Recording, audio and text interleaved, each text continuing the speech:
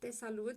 Te salut cu drag! Numele meu este Alina Ion, sunt deținătoarea recordului național pentru cele mai multe genuflexiuni efectuate într-o oră, instructor de fitness și nutriționist și vin cu o veste bună către tine.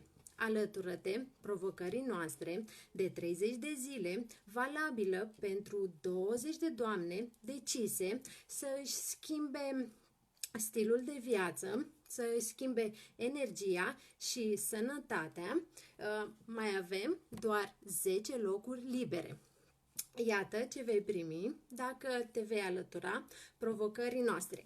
Vei învăța cum să asociezi corect alimentele, vei învăța cum să execuți corect exercițiile fizice, vei scăpa de câteva kilograme, vei avea plan alimentar personalizat, vei avea grup de suport și consiliere privată. Provocarea noastră începe joi, așa că ocupă unul din cele 10 locuri rămase și lasă un comentariu cu textul provocare și alătură-te celor 20 de femei hotărâte să aducă o schimbare benefică și radicală în viața și sănătatea lor.